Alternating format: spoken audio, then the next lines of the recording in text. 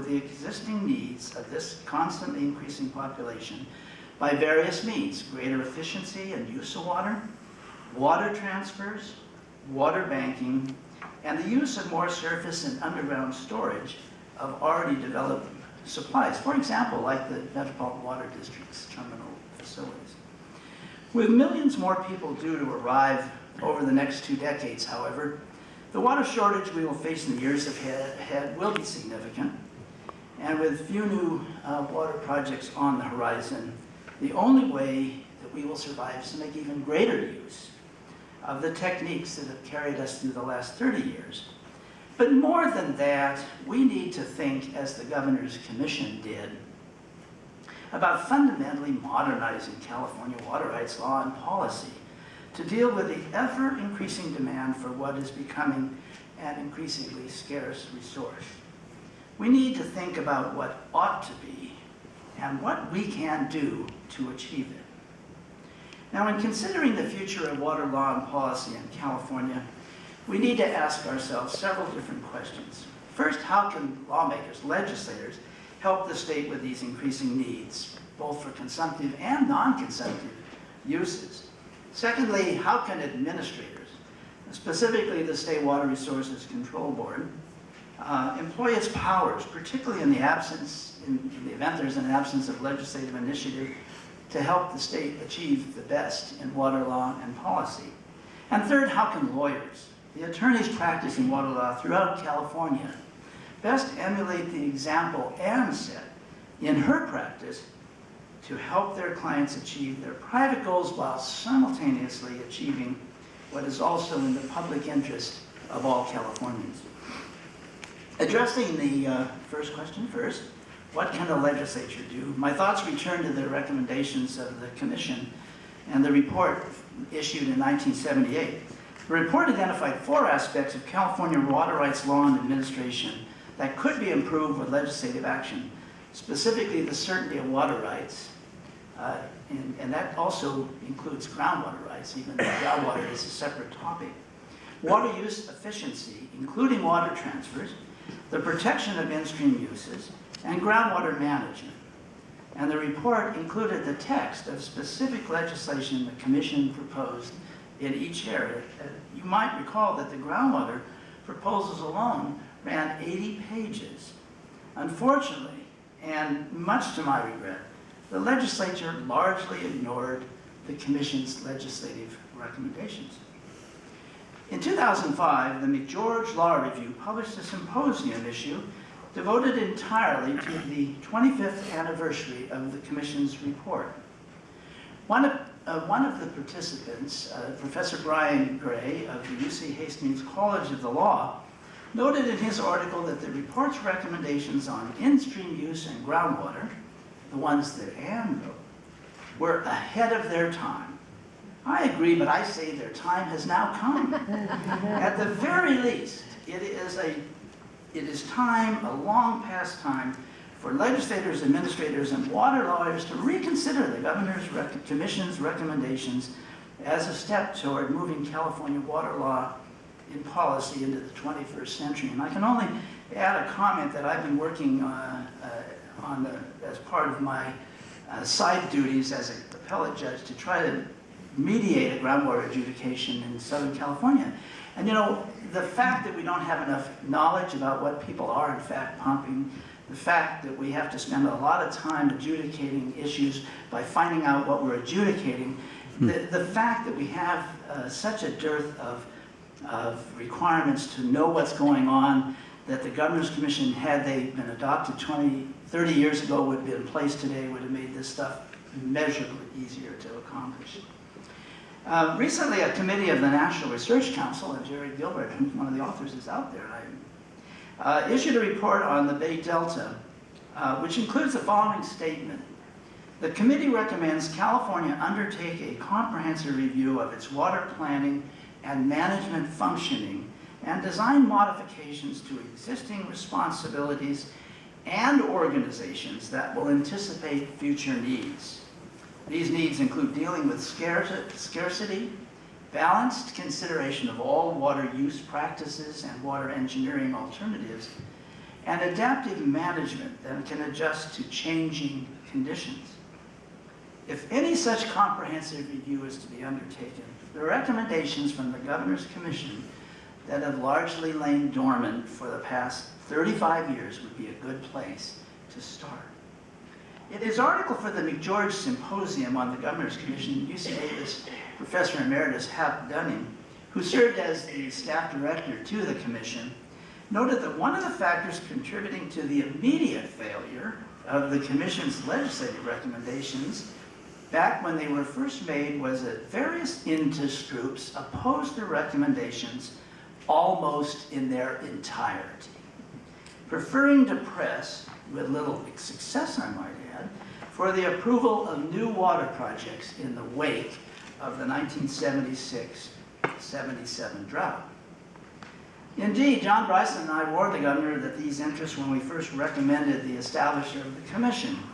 And I recognize that even today, more than 30 years later, with all the water that has literally and figuratively passed under all the bridges in our state, there continue to be interests like those within the state that will continue to advocate for the status quo in water rights and policy, even in the face of exploding population, as well as the expanding recognition of environmental values these resources have.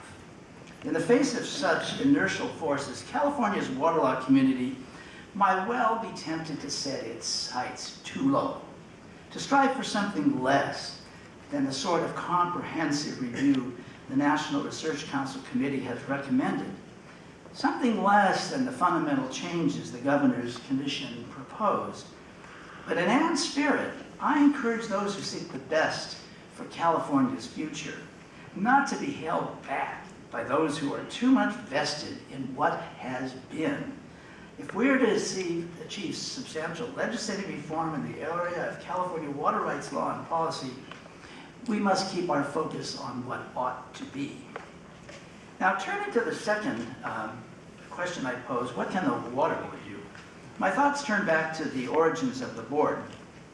It was in the late 1960s when I was working as the staff for the Assembly Water Committee chaired by Assemblyman Carly Porter, the author of the Burns-Porter Act. The committee first conceived the idea of merging the administration of water rights and the oversight of water quality. And the State Water Resources Control Board, as you know, was created as the vehicle to implement that concept. At the time, there were high hopes that the beneficial effects of creating this new body would be great. Remember, this was the dawn of the environmental era in California and the United States as a whole. In 1969, the California legislature enacted the Porter-Cologne Act. The United States Congress passed the National Environmental Policy Act, and the state followed shortly with the California Environmental Quality Act. And in Washington, in rapid succession, we had the Clean Air Act and the Clean Water Act. Expectations were really great. Unfortunately, in my estimation at least, the water board's not lived up to the expectations that we set. As our Supreme Court recently noted, the board is really responsible for the orderly and efficient administration of water resources and exercises the adjudicatory and regulatory functions. The board has primary responsibility for implementing the reasonable use doctrine of Article 10, Section 2 of our Constitution and the public trust doctrine. And it's also statutorily charged with ensuring that water is best developed, conserved, and utilized in the public interest. And in my view, the board has been too timid in its leadership and overall has been a disappointment. 40 years ago, I can't believe it was that long ago, I wrote an article for the Ecology Law Quarterly and noted that a major problem in the administration of water rights in California had been critical issues like the potential environmental effects of a proposed diversion often were not considered in the administrative proceedings because the applicants and protestants, if any, failed to raise them. At the time, I suggested that because the board needed to consider a far greater range of factors in acting upon applications than it had in the past, it had the authority to deny applications to appropriate water that conflict with the public interest in environmental protection, information regarding environmental factors clearly had to be obtained by the board staff if the board was to carry out its responsibilities properly. Of course, today there's a much greater chance that a nonprofit group dedicated to protecting some aspect of the environment will step forward to take up the banner of environmental protection when the matter comes before the Water Board. As just one example, in 2003, the board issued a decision involving permits on the Lower Yuba River, in which the board relied on the public trust doctrine as the basis for revising the minimum in-stream flow requirements of the permits to protect fish habitat in the river. The impetus of that decision was a complaint filed years earlier, by a coalition of fishery groups, one of which participated in the evidentiary hearing before the board. However, we cannot and should not expect the burden of raising these issues to fall primarily on the private sector. Even with the greater environmental awareness and activism that exists today, I believe it remains critical for the Water Board to take a more active role in applying the reasonable use and public trust doctrines, as well as the statutory public interest standard of its own accord, not waiting for a participant in a proceeding to raise them or advocate a particular application of them. More than 50 years ago, the predecessor to the Water Board, the State Water Rights Board, referred to the public interest as a beacon light to guide the board in arriving at each decision made by it. I venture to say that today, with our greater appreciation of the need for environmental protection, the Water Board ought to consider the public interest, the reasonable use doctrine, and the public trust doctrine as a trio of beacons to guide it, shining lights. As the competing demands for our water resources continue to grow, it becomes more and more important for the board to manage, to control those resources as to best serve all the people of California. Those three beacons, the public interest, public trust, and reasonable use can and must serve as fundamental tools in the board's efforts to do so. So I encourage the board to be more proactive, more bold than it has been in the past in its regulatory functions. But if I may offer a brief cautionary tale from my own experience on the board. In 1971, when I was a member of the board, we considered a water rights matter involving the development of Rancho Murrieta, which most of you know is a gated golf course community in eastern Sacramento County. The developer Rancho Murrieta wanted to appropriate water from the Casumis River and several of its tributary streams for various purposes, and the development plan called for the water to be stored in a number of reservoirs on the property. I believe the diversion from the Casumis would result in the river having diminished recreational value because of the reduced flows, and I convinced the board to include a condition in the appropriation that the developer make its reservoirs available for recreational use by the public. The decision was challenged, and after losing in the trial court, which really got it right, they took the matter to where I now sit, the Court of Appeal. And while the court, in an opinion written by former presiding Justice Frank Richardson shortly before he was appointed to the Supreme Court, did not disapprove outright of the board's imposition of such a condition, the court decided the administrative record in the case before it was barren of evidence of ponderable legal significance, those legal words, in support of the conclusion that I just discussed. And I offer this tale merely to suggest that in its efforts to save, protect, and serve the public interest, the public trust, and the reasonable use doctrine, the board may have to develop its own record if facts are not raised by the public, by the parties or the public.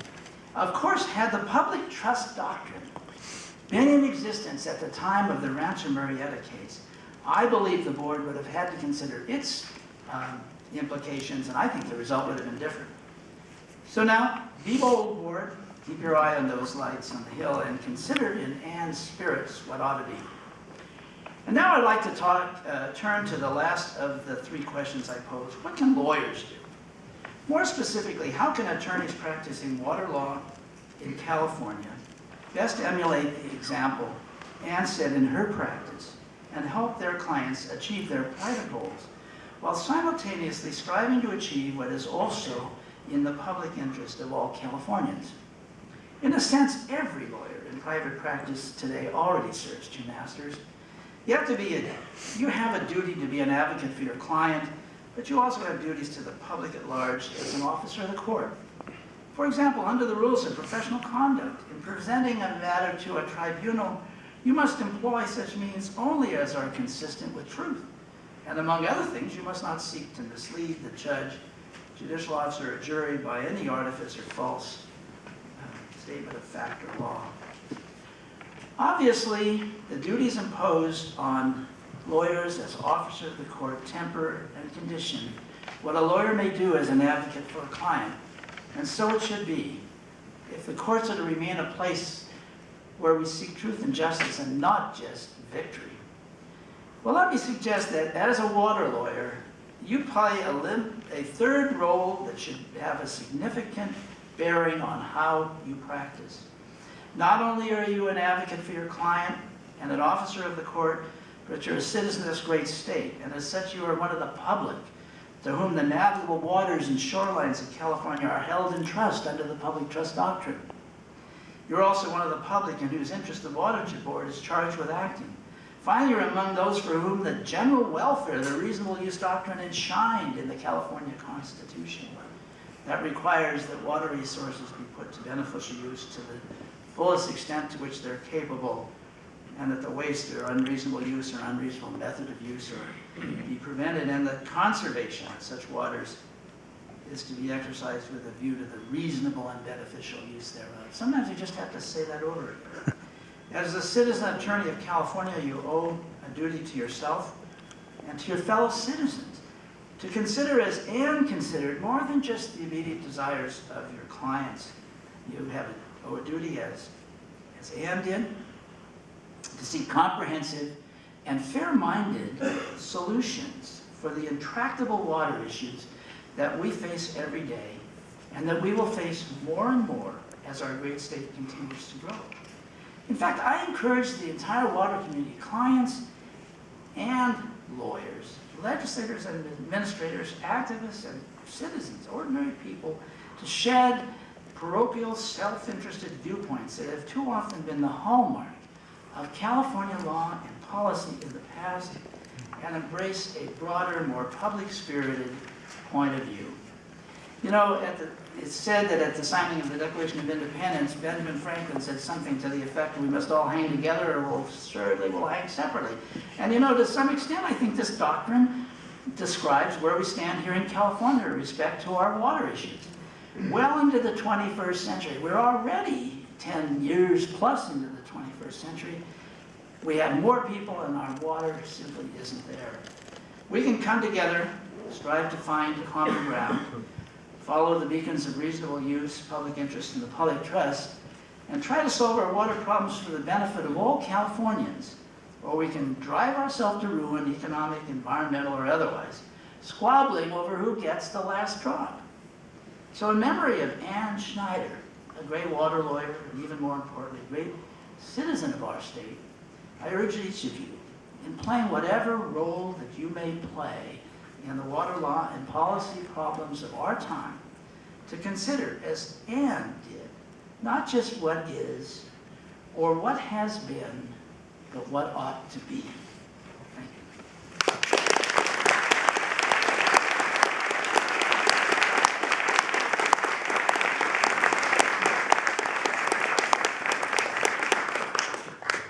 Thank you, Judge Roby. I guess in terms of inaugural lectures and what we hope will be a really important series on water law and policy, that's about exactly what we had hoped for. Thank you very much. You discussed what you called the three beacons: public interest, reasonable use, public interest, and you told a little bit about how each of them works. In the broader water policy context, in terms of where we ought to be, how do those beacons interrelate? That's where I'd like you to spend a little time. Perhaps one way to do it would be if you could give an example of a situation in which the three beacons would not all lead to the same conclusion on a water resources policy or water management matter? Well, I think that that's a good question. I do think that they're different, and that's why I think there are three of them. You know, the public interest is not talked about that much anymore. It comes from the water rights law, and it can be used in different ways. And I've written about this many times in my career, and people who read my stuff know what I'm going to say, and that is in the Bryant case, where the quotation I gave in my speech. The board in 1959 found that it was not in the public interest to protect the salmon runs in the San Joaquin River, in fact, to permit the river to dry up. That was a public policy decision at the time, and the issue was that the CBP and its various needs were more important than fisheries in the river. So this is basically the public good determination by the board. It's flexible and it changes from time to time. So I'm sure that a decision invoking the public interest today would be different, but it doesn't always lead to the same thing that somebody might expect. Now, with regard to the Constitution, if you take a look at it and think about the words, the portions that relate to preventing waste and unreasonable use of water, these support policies for recycling and reuse. The reasonable use as the cardinal principle means that some uses may be unreasonable, like watering gophers or transporting sand, as the case is said.